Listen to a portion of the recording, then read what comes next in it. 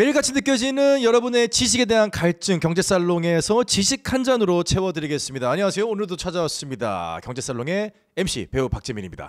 야, 저희가 이제부터 또 이번 요일부터 시작하는 또 새로운 코너가 있습니다. 바로 지도로 보는 국제 이슈. 지도 한방! 야, 지도 한방으로 국제 이슈를 다음을 헤쳐보겠습니다. 경인교육대학교 김희재 교수님 모셨습니다. 어서 오세요. 안녕하세요. 정말 오래간만이에요. 오래간만이에요. 지금 사실 저희 이 프로를 처음 보시는 분들은 두 분이 전에 아는 사이인가? 네. 2년 가까이, 네, 2년 가까이. 우리가 네. 같은 방송에는 그렇죠. 나왔으나 직접 뵌 적은 없다는. 그렇죠. 저희가 이제 KBS 해볼만한 아침 이제 데자뷰가 쫙 느껴지시는 분들이 있을 텐데 저희 제목이 지금 네.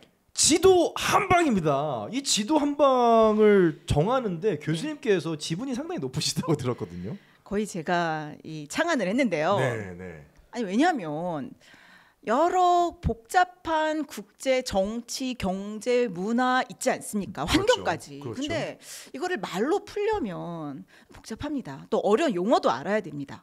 그런데 지도 한 장에 정확하게 표시하고 정리하면 네.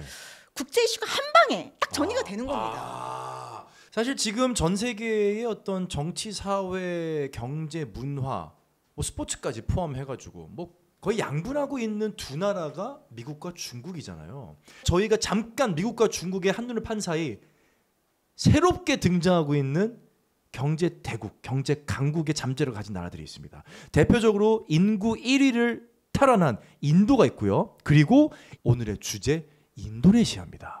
맞습니다. 와, 인도네시아를 오늘 얘기를 좀 해볼 텐데 네. 특히나 김희재 교수님이 여러 나라 중에서 인도네시아만큼은 저희가 꼭 짚고 넘어가야 됩니다. 첫 회에는 인도네시아를 합시다라고 짚어주신 이유가 있다고요.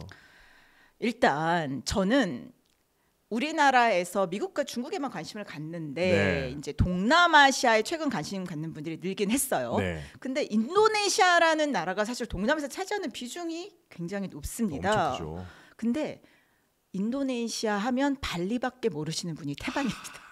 일단 저는 오늘 이 코너를 통해서 여러분들께 이 지도상에서 인도네시아의 위치 그리고 이게 얼마나 큰 나라인지 정도만 여러분들이 오늘 알고 가셔도 여러분께 신세계가 열리는 겁니다. 제가 여러분 인생을 지도 한 방으로 제가 완벽하게 역전시켜드릴 자신이 있습니다. 문이 열리네요. 아니 왜냐하면 우리나라뿐만 아니라 전 세계적으로 인도네시아가 이렇게 크고 대단한 나라인지를 모르는 사람들이 태반이다. 그럼요. 이게 완전히 꿀인데. 아니 꿀인데. 네덜란드? 네덜란드 아세요? 네덜란드는 잘 알죠. 네덜란드가 세계에서 제일 키가 큰 나라인 그렇죠. 거 아시죠? 네네네. 그게 왜 그러냐? 애들을 350년 동안 잘 먹였어요. 자, 왜 잘 먹였냐? 왜 잘 먹였냐? 돈을 번 거야. 근데 네덜란드 가보셨죠? 네. 우리나라보다 작은 나라. 그렇죠. 풍차 돌리고 있고. 네. 그리고 해수면 상승에 가장 취약하고. 뿐만 아니라 뭐 여러 가지 좋을 게 없습니다. 네. 음식도 뭐 별로 맛있는 거 없어요. 그냥 꽃이나 팔지. 그렇죠. 튤립 팔고. 네. 근데 네덜란드가 이 지역을 350년 동안 통치를 한 겁니다. 그렇죠. 네덜란드가 인도네시아를 굉장히 오랫동안 지배를 했었죠. 근데 우리는 그걸 몰라요. 몰라. 왜 그런가? 그것부터 시작을 해야 돼. 이 네덜란드가 통치하던 당시에는 더치 인디스라고 불렀어요. 네. 네덜란드가 통치를 하는데 인구가 적잖아요. 네. 그러니까 그냥 핵심적인 항구나 도시 중심으로 그냥 무역만 하고 제대로 통치를 못한 겁니다. 그러니까 당연히 다양한 종족과 문화가 그대로 있는데 이 네덜란드 사람들의 언어니까 우리가 그게 번역도 잘 안 되고 잘 모르는 거죠. 그러니까 그동안 이 네덜란드 통치기 동안 인도네시아는 어떻게 보면 자율적으로 사람들이 무역도 하고 또 나름의 왕국을 유지하고 살았던 겁니다. 그러니까 정보가 없어요. 그리고 수하르토라는 독재자가 거의 30년 넘게 통치를 하다 보니 외국 사람들 들어오지 마, 학자들 들어오지 마 이렇게 딱 쇄국 정책을 편 거예요. 그래서 학자들도 연구를 못했습니다. 심지어 화교들도 인도네시아어를 배워야 됐어요. 그러니까 중국하고도 완전히 떨어져 있고 미국하고도 떨어져 있다 보니 이 나라가 거의 블랙박스처럼 있는 가운데 계속 인구가 늘고 경제 성장을 해왔으나 몰랐던 거구나. 우리나라 교과서에는 발리만 나옵니다. 맞아요. 그러니까 네. 발리에 대해서는 잘 아는데 발리가 인도네시아의 한 섬이라는 걸 모르시는 분들이 많으세요. 오로지 아는 건 발리밖에 없으니 그동안 우리나라가 얼마나 인도네시아에서 몰랐나. 너무 많은 기회를 놓친 것 같기도 놓쳤어. 하고요. 현대자동차 아시죠? 네. 진짜 대단한 기업 아닙니까? 현대자동차가 인도네시아 한번 이렇게 기아자동차였나요? 진출하려고 하지 않았나요? 그때 1996년 7년 이때 네네. 국민차 네. 생산하겠다고 음. 그 하다가 정권이 확 바뀌면서 네. 그게 다 물거품 되지 않았습니까? 인도네시아 그때 정권이 바뀌었구나. 그래서 저는요 우리가 인도네시아라는 나라에 대해서 그동안 너무 몰라서 놓친 기회가 엄청나다. 현대자동차처럼 정말 미국, 멕시코, 뭐 심지어 러시아, 인도에서 이렇게 잘 나가고 네. 작년에도 보니까 세계 3위 브랜드가 됐어요. 현대 기아자동차, 이 현대차 네네네. 그룹이 정말 대단한 기업입니다. 대단해, 이제. 네. 심지어 인도까지 아, 지금 잘 나가고 있는 그렇죠. 이 현대자동차가 유일하게 맥을 못 추는 아. 나라가 바로 인도네시아. 인도 아닙니다, 여러분. 인도네시아입니다. 인도네시아입니다. 네. 근데 인도네시아는요. 지금 우리나라 몇 배인 줄 아세요? 야, 굉장히 큰데 인도네시아가 일단 여러분들 한 8배 되나요? 비슷해요. 8보다 업, 다운, 업이에요, 업. 12배. 한반도에 거의 9배 정도 되고요. 넘어갔어. 근데 그 인도네시아를 그대로 옮겨서 한번 유럽으로 한번 가져가 볼까요? 이 끝이 영국이고요. 이게 어디까지 가는지 한번 보십시오. 엄청 크구나. 동서 길이가 했을 때 영국부터 시작해서 아프가니스탄까지 쫙 펼쳐져 있습니다. 와. 그러니까 얼마나 긴 나라예요. 잠깐만요. 그러면 네. 동쪽에서 서쪽까지 시차가 얼마나 나와요? 한 대여섯 시간이 달라요. 뿐만 아닙니다. 여러분, 우리 미국으로 가보겠습니다. 자, 미국 가보세요. 네. 미국의 동서 길이보다 인도네시아의 동서 길이가 더 길어요. 와. 우리가 흔히 미국을 얘기하면 네. 시차가 3시간이 나는. 네. 근데 지금 인도네시아 대선이 있잖아요. 이것에 대해서 우리가 한번 경험이 있다 보니 철저하게 공부를 해서 지도를 펼쳐놓고 대비를 해야겠군요. 그렇죠.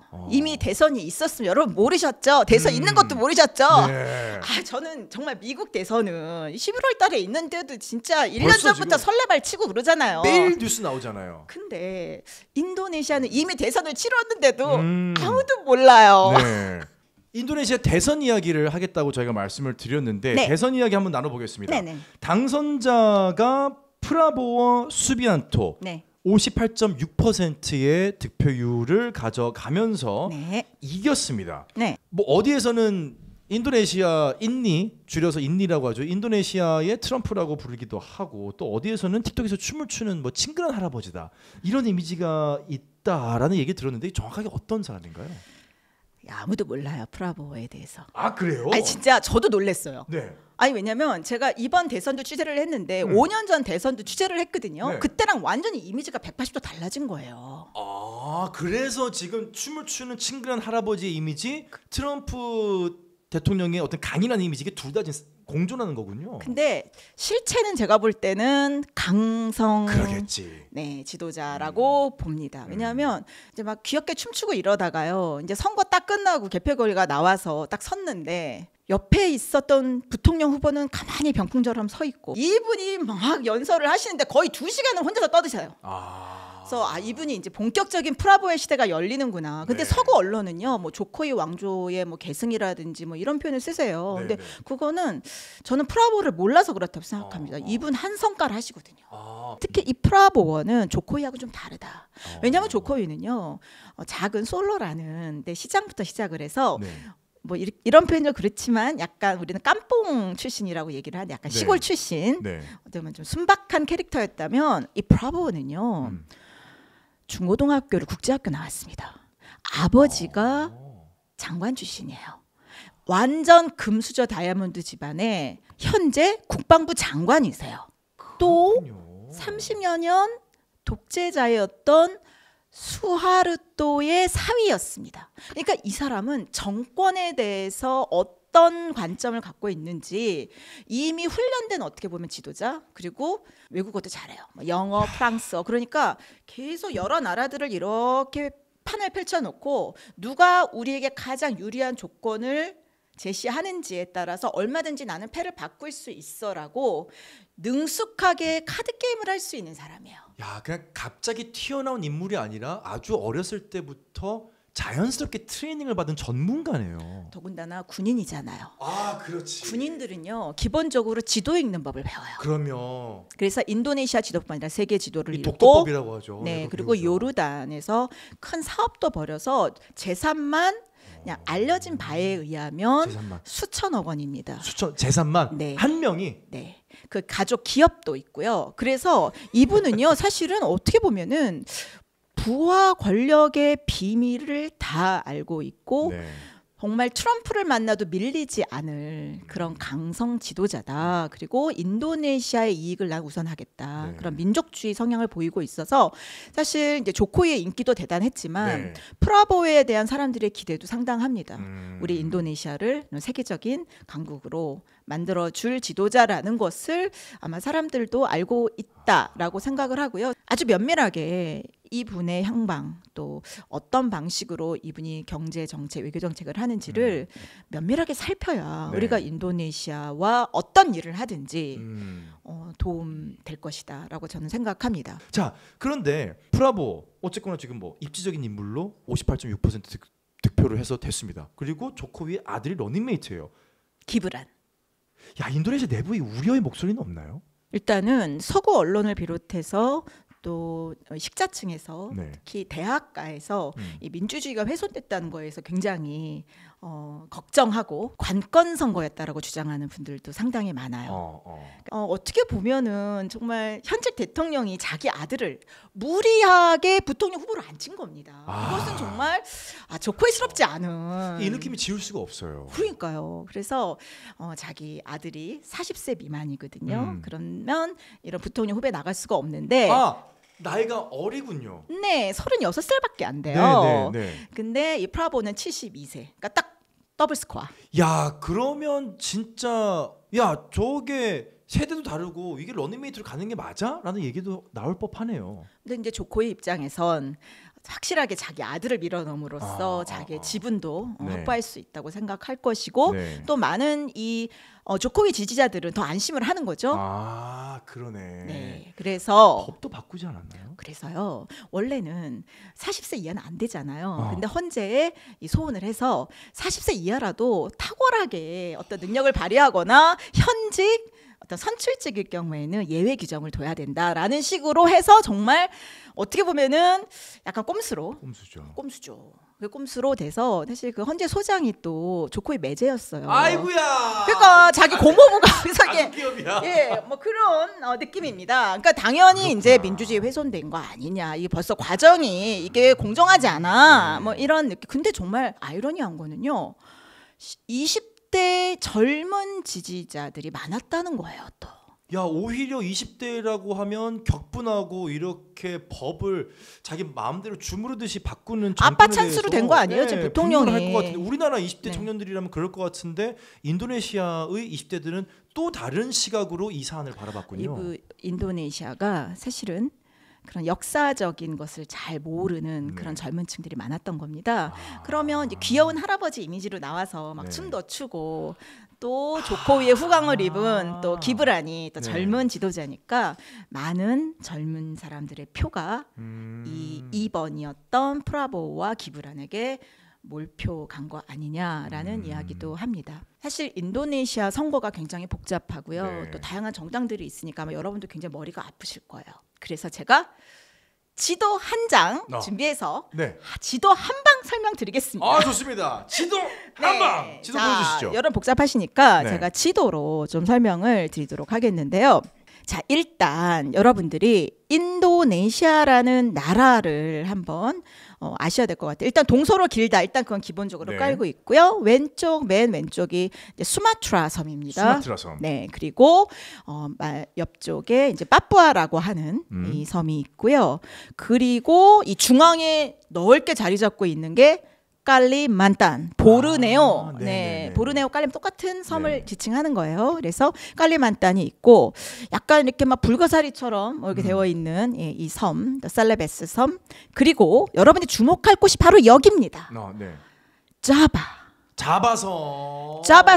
네. 자, 이번 선거를 이해하는 핵심은 자바. 선거에서 중요한 건 뭡니까? 표지 않습니까? 표죠. 표는 인구입니다. 자바섬이 인구가 제일 많구나. 맞습니다. 아, 맞네. 자바섬의 유권자 인구가 거의 1억 5천만 명이 넘어서 대통령 후보 또 부통령 후보가 있는데 네. 이 사람들의 공통점이 있습니다. 자바섬 출신이에요? 맞습니다. 야, 그러니까 이 자바섬의 여러 가지 상황들을 보고 아. 이 자바섬 사람들의 마음을 어떻게 잡느냐가 결국은 투표의 결과를 좌우하는데 이게 재밌는 게 뭐냐. 네. 조코위가 중부 자바 출신이에요. 네. 그리고 자카르타 주지사를 하면서 서부 자바 쪽에 사람들과 많은 소통을 하면서 지지를 얻었죠. 그리고 대통령이 됐습니다. 네, 네. 그러니까 이게 다 자바에서 난 사람들이 결국은 정치인으로서 위력을 발휘를 한다. 아, 캐스팅 보트의 역할을 자바섬이 지금. 네, 근데 지금 재밌는 현상이 자 일단 후보들 한번 보시면은요. 첫 번째 1번 후보 보시면 네. 1번 후보는 자카르타 주지사 역할을 했던 사람이고 또 아랍계긴 한데 어쨌든 아니스 바스웨란 좀 인물 좋지 않습니까? 네. 이분이 교수 출신이에요. 오. 그리고 정치학자입니다. 네. 그래서 이 사람들의 특히 이슬람 사람들의 마음을 끄는 데 있어서 굉장히 큰 역할을 했던 네.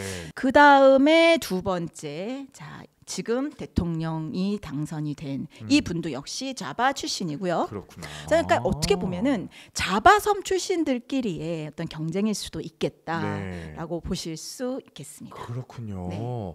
아니, 이거는 좀 뜬금없는 의외 질문일 수 있는데 우리가 사실 이제 자바섬 얘기했잖아요. 네네. 발리섬은 좀 어떤가요? 자, 발리섬이 좀 특이합니다. 그러니까 여러분, 좀 지도에서 궁금해요, 발리섬. 여러분 지도에서 좀 발리섬 한번 찾아봐 주시면 아주 굉장히 작은 섬입니다. 작아요. 네, 그리고 전반적으로 인도네시아 인구의 87%가 무슬림이고 네. 한 10% 정도가 카톨릭이나 기독교거든요. 와, 종교가 정말 다양해요. 네, 근데 힌두교도는 얼마 없어요. 음. 근데 이 힌두교도들이 거의 다 발리에 산다라고 보시면 되겠습니다.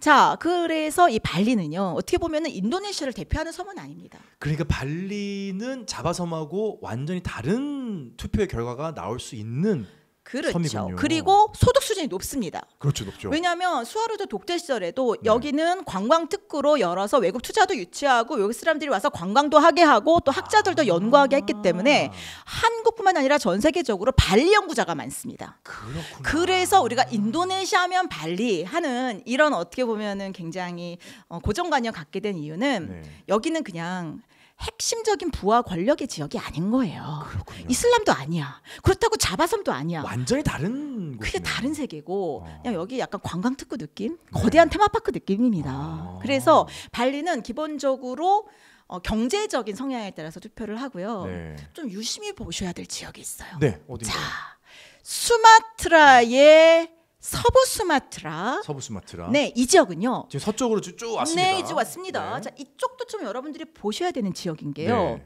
5년 전 투표에서는 이 지역이 프라보가 가장 높은 지지율을 얻었던 곳입니다. 그 사이 달라졌어요, 근데. 지금은 아니스 바스웨단, 아까 그 이슬람 후보가 여기 서부 수마트라에서 1위를 했습니다. 그러니까 그게 무슨 일이 있었지? 이 지도를 보면 여러분 아실 수 있습니다. 네. 수마트라에서도 서부 수마트라 지역은 굉장히 독실한 무슬림들이 밀집된 지역이다. 그래서 누가 무슬림 성향을 가장 많이 보이냐에 따라서 캐스팅 보트 역할을 하는 곳이다. 네, 네, 네. 여기가 미낭까바우족이라는 그런 종족이 가장 우세한 지역인데요. 여기가 또 모계사회입니다. 그러니까 이게 우리 무슬림 그러면 되게 보수적인 남성을 떠올리는데 그렇죠. 여기는 여인천하예요. 그런데 굉장히 독실한 무슬림입니다. 네. 그래서 5년 전에도 여기는 무슬림 성향이 강한 지지자들이 많았고 그렇군요. 이번에도 이 1번 이 아니스가 여기서 가장 높은 득표율을 얻은 네. 그런 특이한 지역이다. 이게 이야기를 듣다 보니까 좀 궁금한 게 네. 인도네시아 내에 이게 다양한 섬과 다양한 인종과 언어도 다양할 것 같고요. 네네. 종교도 있는데 이들 간에 좀 충돌은 없나요? 이게 왜냐하면 대선을 앞두고 이런 어떤 모든 유권자들을 아우르는 인물이 나오기가 쉽지가 않을 것 같은데 반대로 얘기하면 충돌도 좀 있을 것 같은데 충돌은 인도네시아에서 많이 없나요? 저는 이제 인도네시아에서 약간 뭐 폄하하시는 분도 계시고 뭐 야 그 후진국 아니냐 뭐 어떻게 선거 과로사 해가지고 막 몇십 명이 죽냐 뭐 이런데 저는 진짜 대단한 것 같아요. 아직 80년도 안 된 신생국인데 그래도 꾸준히 이렇게 한 나라로 유지되고 이런 어떤 뭐 종교도 정말 기독교 뭐 불교, 뭐 종교의 자유가 다 보존된 곳인데도 이런 유혈 충돌 없이 어쨌든 선거가 무난히 민주적으로 치러졌다는 것 자체가 저는 이 나라의 저력 아닌가. 그러니까 충돌이 없는 거네. 없어. 야 대단하다. 그러니까 그 통합하는 그 힘이 저는 굉장하고 특히 조코이가 그걸 참 잘했어요. 지난 10년 동안 이 국민들을 하나로 통합시키고 특히 인프라스트럭처를 굉장히 확충하면서 많은 인도네시아 사람들이 하나의 나라로 만들어지는데 실질적 기여를 한 겁니다. 이전 사람들은 말만 했거든요. 그런데 조코이는 딱 지도 펼치고 이 오지를 자카르타 연결시키는 그런 연결망을 확충하고 더 중요한 것은 또 운도 따랐어요. 이때가 바로 그 플랫폼 기업이 확장하면서 페이스북이니 트위터니 틱톡이니 이런 SNS가 폭발적으로 성장하면서 그가 또 재미있게 이 젊은 사람들에게 이런 자신의 이런 활동을 보여주고 이러면서 이게 얘기죠. 완전 인도네시아 우리는 하나 사또 인도네시아라고 하거든요. 인도네시아 하나 이거를 딱 하게 하는 그 10년이 아마 인도네시아라는 나라가 통합되고 분열되지 않는. 근데 보세요. 저 미국도 막 서로 싸우지 않습니까? 그리고 유럽도 막 UK 떨어져 나갔지 않습니까? 영국 막 유럽 연합도 지금 흔들리는데 저는 인도네시아라는 나라가 이런 선거를 통해서 또는 어떤 지도자를 선출하는 과정을 통해서 진짜 하나의 나라로 만들어지고 또 민주주의의 원칙을 나름 지켜가려고 노력하는 정말 나라 아닌가라는 생각이 들어요. 자, 그런데 재밌는 것은 대선 결과는 얼마 전이었죠. 3월 20일에 발표가 됐는데 투표는 발렌타인데이 2월 14일 날 이루어졌습니다. 지금 거의 한 달 가까이 결과 발표까지 시간이 걸린 건데 이렇게 오래 걸리는 인도네시아 대선만의 어떤 시스템적인 특징이 있는 건가요? 그럼요. 제가 현장에서 느끼기에 이거는 정말 국민적인 축제다. 그러니까 페스타 데모크라시라는 표현을 쓰거든요. 그 페스티벌 축제, 민주주의 축제다. 그래서 정말 인도네시아 사람들 자부심이 엄청납니다. 우리는 독재가 아니라 이 투표, 선거로 우리 최고 지도자를 뽑는 나라다라는 이런 자부심 엄청나요. 그러니까 인도네시아 하면 저희가 지금 계속 얘기하고 있는 게 워낙 넓고 방대하고 10,000개가 넘는 섬이 있다 보니 사실 인종도 다양하고 언어도 다양하고 문화도 다양하고 시차도 다양하고 그러다 보니 선거를 한번 치르면 과로사라는 기사가 인도네시아 투표관리원 23명이 사망했다는 기소까지 있었어요. 제가 한번 지금 영상 준비했거든요. 제가 실제로 현장에서 찍어온 영상인데요. 자, 이 영상 보시면은 저분이 하루 종일 개표를 하십니다. 1번, 2번, 그런 식으로 3번 이렇게 1시부터 이분이 제대로 식사도 못하고 계속 저렇게. 근데 이제 이게 순조롭지가 않아요. 왜냐면 어떤 분은 약간 1번과 2번 사이에 이렇게 이 표시를 하신 분이 있을 거 아니에요. 그렇지. 그럼 자기 마음대로 이건 1번입니다. 이건 어떻게 해야 되지? 그러면 또 잠깐 스톱. 아야. 자, 와서 다시 한번 이거 봅시다 이거. 다 불러 모아야지. 불러 모아 또. 그리고 이게 온도내 잔치예요. 진짜 페스티벌이에요. 그래서 그냥 온도내 사람들 보는 겁니다. 그러니까 부정 투표가 있을 수가 없어요. 진짜. 그러니까 이게 개표 과정이 진짜 한 달 걸리는 게 말이 되는 겁니다. 정말 모든 사람들이 다 쳐다보고 있는 거구나. 그리고 사실 날이 더워요. 그러니까 무리하면 쓰러집니다. 그렇죠. 그러니까 이제 항상 좀 천천히 자 하는데 이거 빨리 해야 되잖아요. 그러니까 평소에 안 하시던 과로를 하시니까 또 평소에 또 무슨 성인병 있고 이런 분들은 이 더위에 쓰러질 수밖에 없지 않습니까? 그렇죠. 그래서 이번에 사실 5년 전에 그런 여러 가지 문제점을 보완하기 위해서 건강검진 증명서 내시고 60세 넘은 분들은 안 하시는 걸로 투표요원을. 그래서 이번에 많이 줄었어요. 거의 1,000명 가까이가 과로사 하셨는데 이번에는 조금 줄었다. 그러니까 저는 이제 예를 들어 이런 거예요. 여러 가지 건강과 관련된 그런 인프라가 열악한 거잖아요. 그럼 역으로 우리가 여기서 의료봉사하고 또는 여기에서 새로운 뭐 신약 이나 이런 것들을 그렇죠. 이쪽에 권할 수 있는 좋은 시장의 가능성이 높겠구나. 그렇군요. 근데 그거 잘하는 나라가 일본이에요. 아, 일본은 벌써 시작을 일본이 했군요. 그러니까 이 자동차 시장을 장악한 게 다 이유가 있는 거예요. 일본 차들이 정말 많이 가 있거든요. 맞아요. 인도네시아 정말 유명하죠. 그 이유가 뭐냐? 일단 지진이나 뭐 쓰나미가 나면 일본은 대규모 봉쇄단을 파견합니다. 네. 그래서 그 지역의 모든 인프라를 다시 깔아야 되고 의료시설을 복원하는 그 과정 속에서 그들의 제품도 쓰게 하고 또 기업체도 같이 가서 후원하고 그래서 좋은 관계를 맺고 그러면서 새로운 시장을 개척하는 효과도 있는 거예요. 그러니까 우리가 나 몰라라 하고 뭐 대선 하나보다 할 게 아니라 이 넓은 나라에서 내가 이 지역에 가서 도와줄 건 뭐고 또 이 지역에서 내가 얻을 수 있는 어떤 새로운 어떤 사업의 기회는 무엇일지를 한번 지도를 잘 읽어보시면 나올 것 같아요, 저는.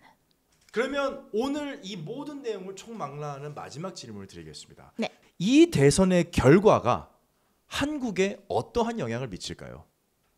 자, 일단은 큰 틀에 있어서는 이제 변화가 없을 것이다. 경제 정책의 방향에 대해서는 그건 모두가 인정하는. 자, 그런데 이제 저는 좀 더 디테일하게 들어갈 필요가 있다라는 생각을 하는 게 이제 조코위는 어떻게 보면 상당히 좀 순진한 그런 어떤 대외 정책을 폈다면 프라보는 우리가 대비를 잘해야 된다. 정말 어떤 방식으로 자국의 이익을 보호하기 위해서 어떤 카드를 들고 나올지 모르기 때문에 그가 준비하고 있는 여러 가지 경제 정책들도 주목할 필요가 있고요. 특히 자국의 여러 가지 농산물이나 광물을 외국에 쉽게 빠져나가지 못하게 하는 그런 어떤 자원민족주의적 성향은 당연히 강해질 것이고 또 기존에 맺었던 여러 가지 계약들도 어떻게 보면 새로운 방식으로 재계약할 확률도 굉장히 높고 그런 것들을 좀 고려하셔야 될 것 같습니다. 네. 허들이 높아졌다. 허들이 높아졌다. 어떻게 보면 우리가 평상시에는 체감하지 못했던 인도네시아의 영향력을 이제는 느끼게 될 수 있을지도 모르겠군요. 그렇죠. 막 과일값이 변동하고. 그렇죠. 자, 저희가 오늘 인도네시아를 살펴보면서 지도 한방 첫 시간을 가져봤는데요. 앞으로 지도 한방 보실 때마다 지도를 펼치시든지 지구 본을 앞에 놓으시든지 혹은 인터넷 지도를 반드시 열어두고 보시면 훨씬 재미있지 않을까 싶습니다. 저희는 오늘은 인도네시아로 시작을 해봤지만 앞으로 전 세계에 있는 모든 나라를 지도를 읽어보면서 이 나라가 현재 갖고 있는 중요한 국제 이슈에 대한 사안을 교수님께서 오늘처럼 좀 듣기 쉽게 해석을 해주실 거죠? 네, 지도 한방 하겠습니다. 네, 좋습니다. 지도 한방은 다음 시간에 다시 찾아뵙도록 하겠습니다. 오늘 김민재 교수님과는 여기서 인사 나누겠습니다. 감사합니다. 감사합니다.